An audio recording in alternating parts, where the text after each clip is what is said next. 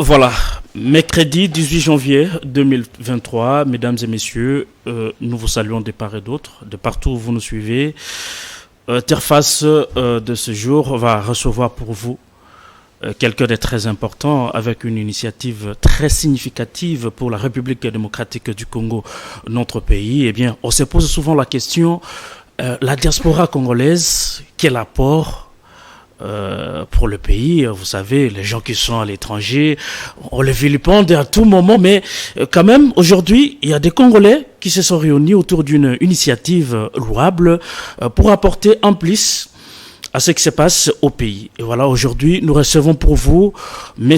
Eric Kamba, coordonnateur de l'ONG CADA, Congo Action pour la diplomatie agissante. Avec lui, on va parler de l'apport de cette structure dans la diplomatie congolaise et beaucoup d'autres questions d'actualité qu'on pourra certainement ne pas entrer à profondeur parce que nous avons là une question très importante, la question de la diplomatie.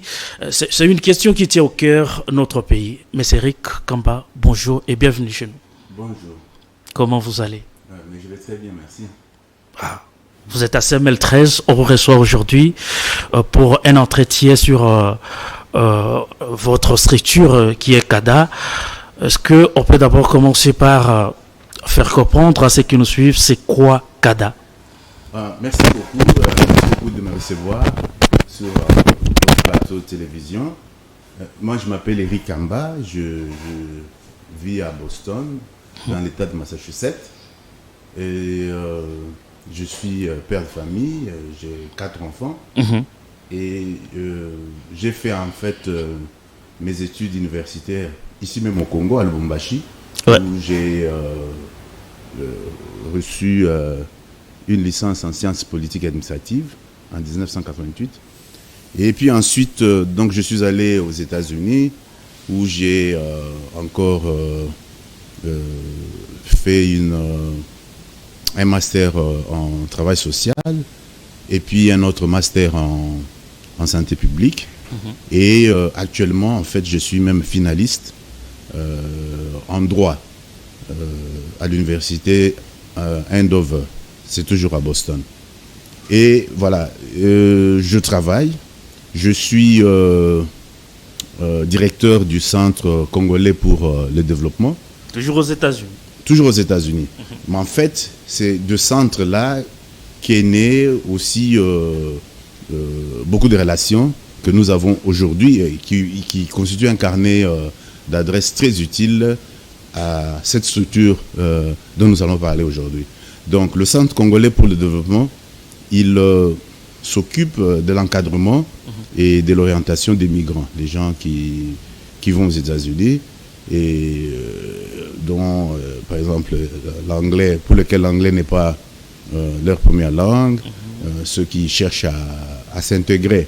Donc, en fait, nous nous occupons d'eux dans la perspective de leur intégration. Donc, nous nous occupons des migrants réguliers.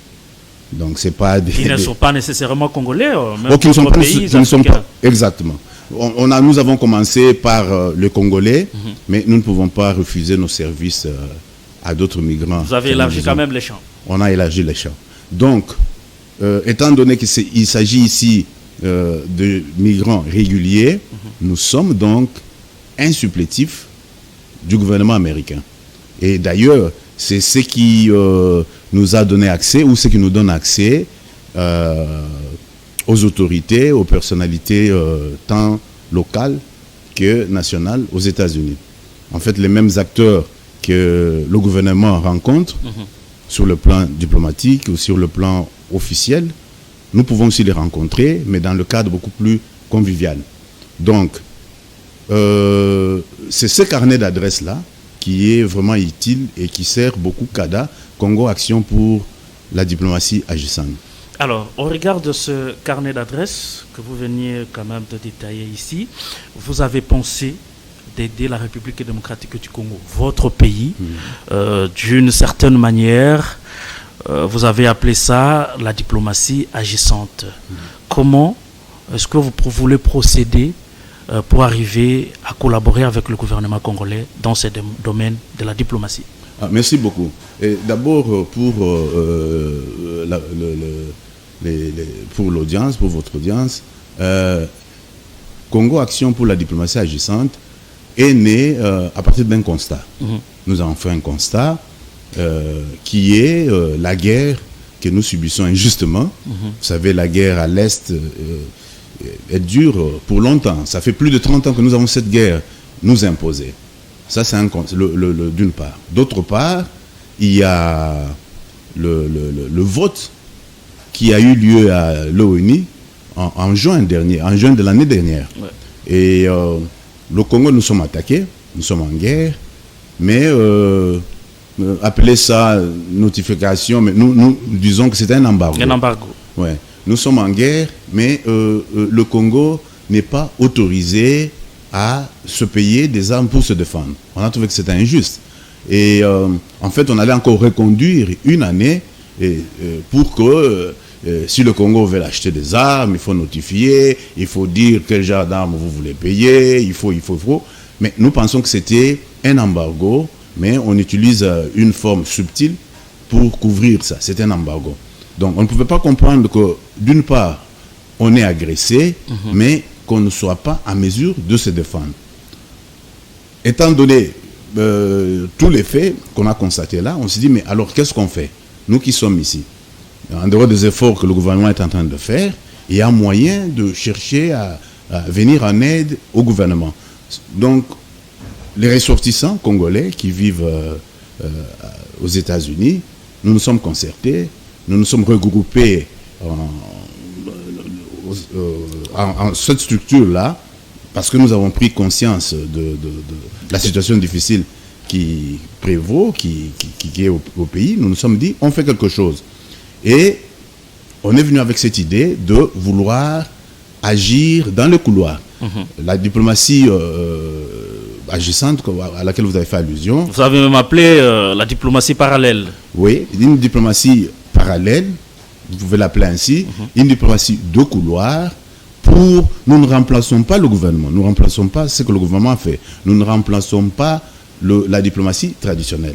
Mais bien au contraire, nous travaillons dans la convergence de cette diplomatie-là pour l'accompagner, pour faire entendre davantage la voix du Congo. Voilà notre démarche.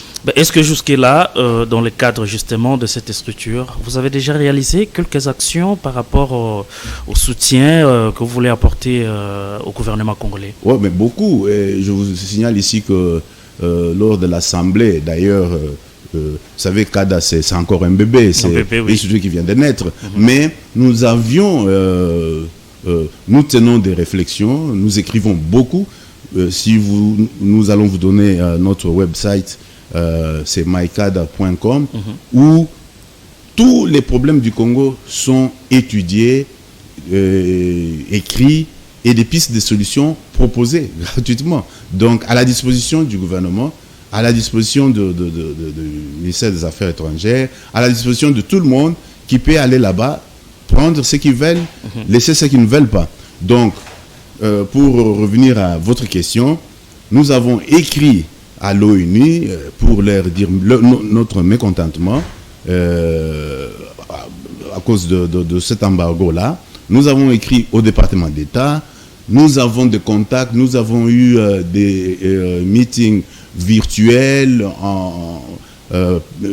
tête à tête pour leur expliquer. Nous tenons des conférences, nous écrivons des articles, comme je vous ai dit là, pour informer l'opinion nationale et internationale. Alors, à ce stade, je crois que un partenariat entre la RDC comme gouvernement et CADA comme une structure s'impose. Est-ce que le gouvernement se montre peu ouvert face à cette initiative, parce que vous savez, chez nous, il se pose toujours un problème. Vous pouvez avoir une idée de soutenir les institutions, mais ça c'est une chose. Une autre, c'est que le gouvernement accepte quand même de collaborer avec vous. Est-ce que depuis que vous êtes arrivé, il y a eu quand même des rencontres avec quelques autorités dans ce sens? Vous savez, vous posez une très bonne question. Je vous dis là, le gouvernement, c'est une structure du gouvernement. nous sommes une autre structure. Nous travaillons, nous sommes au service de la nation.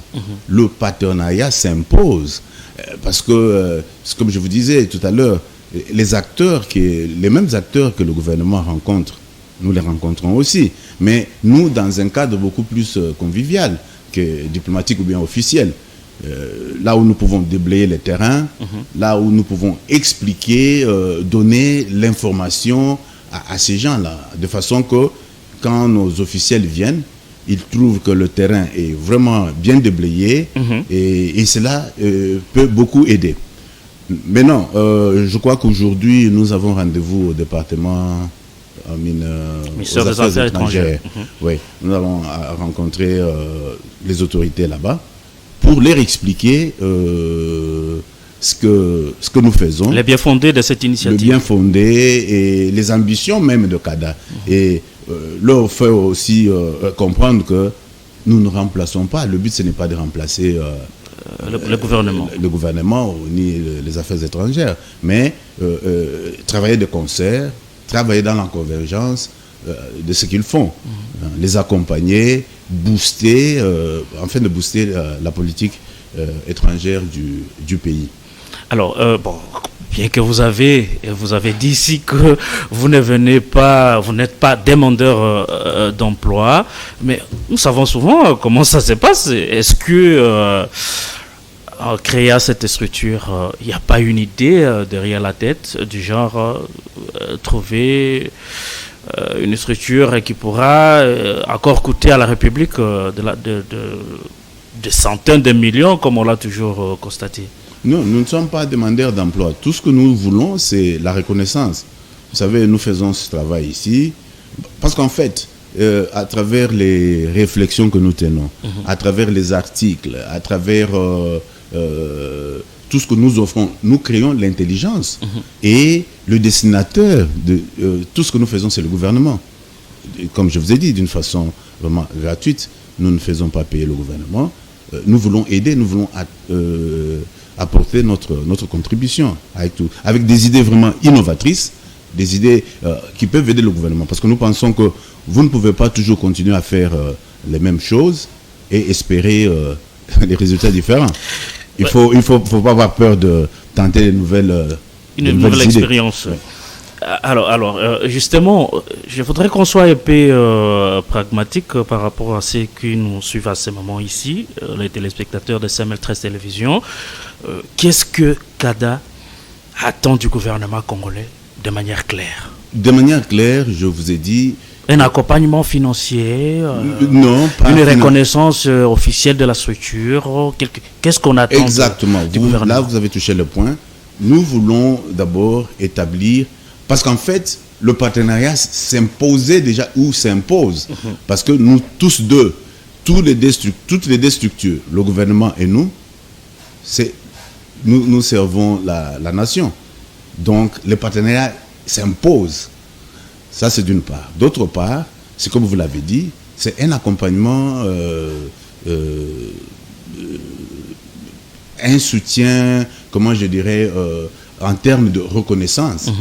Pas financier nécessairement, en termes de reconnaissance, parce que vous savez, quand vous collaborez, parce que nous n'allons pas, en fait, nous ne remplaçons pas le gouvernement. Je me répète ici. Vous l'avez dit. Nous ne remplaçons pas, mais nous les accompagnons, nous voulons les accompagner.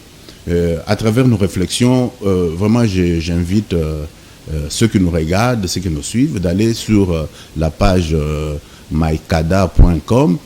Il y a toute une série d'études. Si vous parlez de problèmes, on avait même déjà prévu le problème qui se pose maintenant. Vous savez, il y a, je ne sais pas si vous devez parler de ça, mais je peux vous parler de ça rapidement. Allez-y. Un sénateur américain, Boozman, qui a déclaré que l'État congolais doit déjà oublier toutes les zones occupées par les rebelles et que l'ONU doit déjà penser à trouver un autre statut. Et donc une façon d'officialiser la balkanisation. Nous avons étudié ce problème de la balkanisation-là et on n'a pas beaucoup de temps pour aller en détail. J'invite les gens, je laisse les gens sur leur soif, qu'ils aillent dans notre website voir nous avons parlé de zones tampons. Les temps tampons et les conséquences, c'est quoi? Est-ce que c'est le début de la balkanisation? Il y a de très bonnes études qui sont faites là-bas. Donc ça y est là-bas. Nous avons étudié le problème de la corruption au Congo. Vous savez que c'est un mal qui nous range ici. Ici, nous ne prenons pas parti.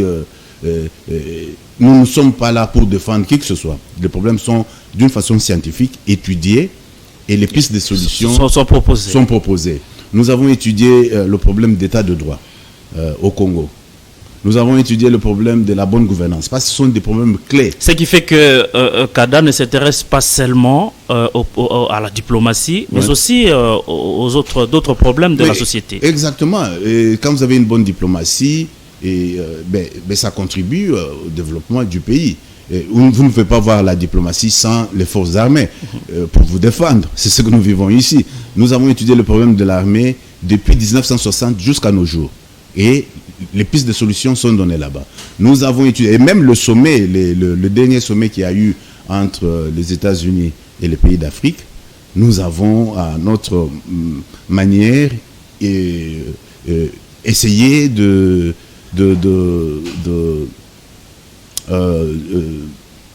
donner des suggestions et au gouvernement américain et au gouvernement congolais. J'espère qu'ils lisent ces histoires-là, ils vont lire et comprendre. Par exemple, lors de ce sommet-là, nous avons dit à notre gouvernement que non, mais aux Américains, nous leur avons dit, mais ce genre de sommet, on suggère que qu'il commence à être tenu, par exemple, chaque année. Et aussi, les propositions retenues là-bas, il faut qu'il y ait un suivi. Donc, si vous avez dit qu'à l'issue de ce sommet ici, ça et ça et ça doit être fait pour ce pays-là, mais il faut le faire. Il ne faut pas seulement que ce soit lettre morte. Mais écoutez, on se revoit encore dans 4 ans, dans 8 ans, si ça vous plaît. Mais au gouvernement congolais et les autres gouvernements africains, nous leur avons dit, c'est écrit là-bas. Il ne faut pas seulement aller là-bas comme des enfants qui vont toujours prendre des photos. Non. Vous devez déjà, dès le départ... avoir déjà une idée nette. Oui, mais participer à l'agenda des réunions, des sommets. Hein, c'est pas, on vous invite là, ils ont déjà tous les points qui les avantagent eux. Donc, comment on dit, chemin unique, ça doit être un partenariat gagnant-gagnant. Gagnant-gagnant, parce que les Américains, je crois, compte tenu aussi des conseils que certains d'entre nous avaient formulés, et nous avons dit, les Américains sont là, ils se disent grands, etc. Mais on leur a fait voir que non, mais pendant que vous vous dites grand, parce que les choses changent, hein, la Rome ancienne là, qui était puissante, elle n'est plus puissante de nos jours. Vous êtes là, vous êtes grand, vous dormez sur vos lauriers, mais la Chine et l'URSS ou la Russie, ils sont en Afrique, hein, et ils sont au Congo, ils sont partout là. En train de s'installer quand même. Et c'est ça ce qui a précipité ces sommets-là. Mais quand les chefs d'État africains viennent, on les invite là, mais eux, ils voulaient voir comment ils vont peut-être travailler avec le gouvernement africain. Mais je ne pense pas que les Africains avaient aussi inscrit un point comme ça à l'heure du jour. Alors, je voudrais qu'on revienne un peu sur le partenariat avec le gouvernement congolais. Ouais. C'est notre pays, nous connaissons quand même les réalités de ce pays. Quand il s'agit d'un marché qui va profiter à certains conseillers, à certaines personnalités, et là on s'empresse pour négocier, mais quand on sait que c'est une idée, une initiative purement scientifique et qu'il faut soutenir, les choses ne sont toujours pas été faciles en termes de collaboration. Comment comptez-vous vous y prendre au cas où les choses du côté gouvernement prenaient de la lanterne? En tout cas, merci beaucoup pour cette question. Je profite de ma présence ici, de votre chaîne de télévision, et j'espère que les membres du gouvernement, les conseillers auxquels vous faites allusion, il faut quand même qu'on se les dise de vérité. Hein? J'espère qu'ils nous suivent. Tout ce que nous, on peut demander, c'est que c'est pour notre pays. On n'a qu'un seul pays. Voilà. Nous devons aimer ce pays. Nous devons faire en sorte que nous avons un grand pays. Si nous perdons ce pays ici, il n'y aura pas d'autre. Les idées que nous amenons, les idées auxquelles vous faites allusion, sont des idées bien pour le pays. Et c'est gratuit, mais tout ce qu'il faut faire, c'est qu'on travaille ensemble. Je ne vois pas pourquoi il faut mettre les barrières pour ne pas vous donner... Parce que vous pouvez aussi lire quelque chose et vous avez toujours besoin peut-être de quelqu'un pour vous donner beaucoup plus d'informations sur ce que vous avez lu. Mais nous sommes là. Donc nous demandons, nous profitons de cette chaîne de télévision et nous espérons vraiment de votre audience, de vos relations, pour que le gouvernement puisse se servir de ça. Et pour que, parce qu'en fait, c'est comme je l'ai dit, le partenariat s'impose. Il travaille pour la nation, nous travaillons pour la nation, nous ne les remplaçons pas, nous amenons des idées qui vont aider, qui les accompagnent. Donc, nous voulons seulement la reconnaissance, nous voulons travailler ensemble. Est-ce que, quelque part, au regard des explications, les détails que vous venez de donner ici, est-ce qu'on peut appeler, en d'autres termes, MECADA comme un groupe de lobbyistes? Bon, lobbyistes, pas... dans le sens où, vous savez, il y a aussi des lobbyistes qui travaillent gratuitement. Parce que souvent aussi, le mot lobbying, dans le cadre des gens qui défendent une cause, qui font la plaidoyer d'une cause, groupe de pression, ou les gens qui soutiennent une cause et qui travaillent pour que cette cause-là passe, avance, oui. Mais pas lobbying dans le sens de gens qui vendent des services, parce qu'il y a aussi des lobbying qui vendent des services. Oui, là, je suis d'accord avec vous. Vous pouvez appeler ça un groupe de pression, mais nous pouvons appeler think tank, c'est moi en anglais, mais c'est comme un centre de recherche qui, comme je vous ai dit, étudie les problèmes et crée l'intelligence géopolitique, géostratégique pour aider le pays. Alors, à Kinshasa, est-ce que CADA a un siège déjà? Parce que demain, il y a beaucoup de Congolais qui voudront peut-être participer à cette initiative, s'acquérir quand même de votre expertise. Est-ce que vous avez déjà un siège à Kinshasa? Oui, ici même à la zone Gombe, à l'immeuble Botou, local 4. Ouais. Et aux États-Unis? Aux États-Unis, nous sommes à Lynn. C'est dans l'état de Massachusetts et l'adresse est donnée dans le website où c'est Linway suite 302 et c'est à Massachusetts. Alors, je voudrais vous parapher. Vous avez parlé de l'actualité l'exige. Vous savez que récemment, on venait de commémorer le 16 et 17 janvier. Vous avez dit quelque part que les assassinats de Lumumba et Kabila ont pour dénominateur commun l'indépendance de la République démocratique du Congo. Oui, mais si vous voyez, je pense que le 17 janvier 1961, c'est quand Lumumba a été assassiné. Et curieusement, Laurent Désiré Kabila a été assassiné aussi le 16 janvier 2001. Bon, tous deux sont devenus nos héros nationaux.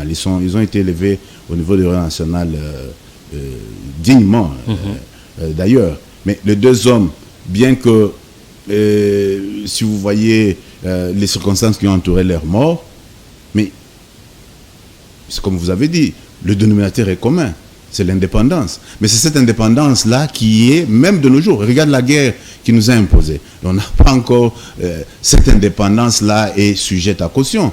C'est notre indépendance. C'est pour cela, je reviens même à la question que vous avez posée tantôt, j'ai fait appel à la conscience de Congolais, parce que nous avons eu la chance d'avoir ce beau pays, ce grand pays. Nous devons l'aimer, nous devons oublier nos petites querelles internes, mais je sais même dans une même famille, on va avoir des le problème ne manque toujours pas. C'est même, ça fait partie de la santé aussi, parce que vous ne pouvez pas toujours être là sans petite querelle. Mais nous devons aimer notre pays, nous devons soutenir nos forces armées, et nous devons être aussi vigilants, parce que nous avons déjà perdu ces deux héros-là, ceux qui sont morts, et être vigilant, parce que nous traversons des moments quand même très difficiles avec la guerre, il y a des jalousies, des envies à d'autres pays voisins qui n'ont pas les moyens comme nous avons. et qui veulent vraiment... Et puis il y a aussi des gens mal intentionnés qui veulent balkaniser le pays, etc. Donc il nous appartient, nous Congolais, nos petites querelles, oui, en famille, on va arranger, mais faire en sorte que nous fassions échec à tous ces ennemis-là qui envient notre pays. Un mot peut-être par rapport à d'autres Congolais de la diaspora qui ne font que critiquer. Hein. Ils ne viennent pas avec des initiatives. Ils sont en Europe, ils sont aux États-Unis comme les autres. Ils sont partout ailleurs, mais matin, midi, soir, ils ne formulent que des critiques et parfois improductives. Est-ce que vous avez un message par rapport à ces Congolais-là? Contrairement à vous qui avez déjà eu une très bonne idée comme ça à proposer au gouvernement. Bien sûr, vous savez, parfois on dit toujours la critique est facile, mais le travail est difficile. Non, je demande à tous mes compatriotes, où qu'ils soient, mais le pays est là, moi je viens souvent ici, je suis encore venu, mais nous devons, chacun doit apporter une pierre pour construire ce pays ici. Il ne faut pas laisser, c'est pas l'apanage de quelques-uns, c'est notre pays à nous tous. Revenez, réfléchissez, pensez aux idées innovatrices, venez investir chez nous, chacun dans son domaine d'expertise. Donc le pays vous attend. C'est le message que je peux donner à nos compatriotes. Alors peut-être on est en train d'aller vers la fin de cette émission. Est-ce que, M. Eric, ça peut vous arriver un jour de faire la politique active? Parce que regarde cette structure, apparemment ça n'a aucune connotation politique, mais est-ce que demain ça peut arriver? Merci beaucoup pour la question, mais vous l'avez dit vous-même, ça aide les gens à comprendre. Ouais. Parce qu'en fait, on n'a pas de couleur. Ce que nous faisons, nous produisons de l'intelligence pour notre pays. Ce gouvernement peut se servir de ça. Le gouvernement peut partir. Un autre gouvernement qui vient peut toujours puiser. Parce que nous avons une corbeille d'idées qui sont assises là-bas, stockées, à la disposition du pays. Maintenant, quant à la question de savoir si demain, mais ça, il faut laisser à Dieu, on ne sait pas ce que nous réserve l'avenir. Mais pour l'instant, ce que nous faisons, c'est on travaille pour le pays de la manière dont nous avons trouvé utile de le faire. C'est mettre à la disposition, créer l'intelligence, venir avec les idées innovatrices et les mettre à la disposition du pays. Un mot, peut-être. Oui, je remercie le gouvernement de la République, le chef de l'État, pour le travail qu'il est en train de faire. Et je fais aussi appel à la bonne conscience de nos compatriotes pour qu'ensemble, nous puissions soutenir notre armée qui passe des moments très difficiles avec la guerre. Et vraiment, je demande aux Congolais d'aimer le Congo, d'aimer notre pays. On n'a pas de pays. Il n'y a que la République démocratique du Congo. Oui. Merci à vous, M. Eric Kamba, d'avoir accepté notre invitation. C'est moi qui vous remercie. Et nous espérons que ça ne soit pas la dernière fois et qu'on aura d'autres entretiens dans les jours qui suivent. Tout à fait. Merci à vous, téléspectateurs de CML13 Télévision, d'avoir été le nôtre. Ce rendez-vous est sur YouTube. Notre chaîne YouTube CML13. Tout à l'heure, vous allez suivre. On s'est fixé rendez-vous pour bientôt. Au revoir.